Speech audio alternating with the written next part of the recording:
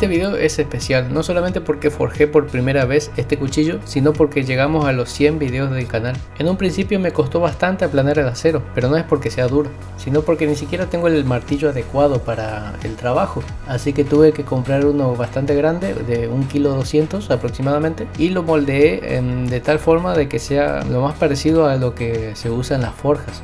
Lo siguiente evidentemente fue la falta de práctica y por supuesto ser la primera vez que empecé a forjar. Yo quería dejarlo lo más plano posible y lo pude llegar a hacer bastante, pero después me terminé apoyando bastante con la lijadora, lo cual hizo que el trabajo quede mucho más prolijo.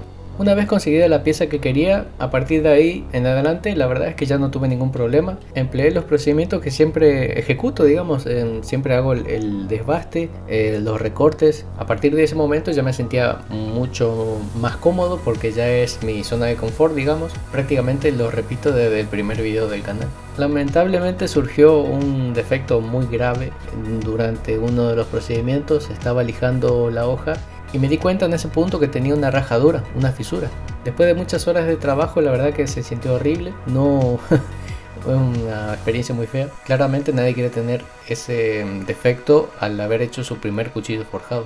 Considerando lo anterior, tengo que decir que no me parece un trabajo apto para el uso. Ese defecto puede partir la hoja en cualquier momento, ya sea en una caída o en un golpe. Pero como les decía, fue un trabajo que me costó tanto tiempo y esfuerzo en hacer que quise seguir adelante y bueno, por lo menos quiero mantenerlo como un recuerdo y saber que la forja no se trata de estar golpeando un acero y ya está, sino que la verdad es que aprendí mucho.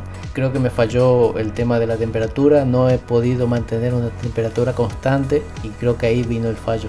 La otra causa en la que yo creo que pude haber fallado es en el templado, en el choque térmico, pero la verdad es que llevo años haciendo cuchillos y en ningún tratamiento térmico se me ha fisurado así de esa magnitud una pieza. Pero bueno, para ir cerrando y ya ir dejando de lado estas cosas, no lo voy a mantener como una experiencia negativa, sino todo lo contrario. Todavía tengo muchas ganas de seguir experimentando con esto de la forja, así que seguramente se van a ir viendo videos más seguidos de este tipo.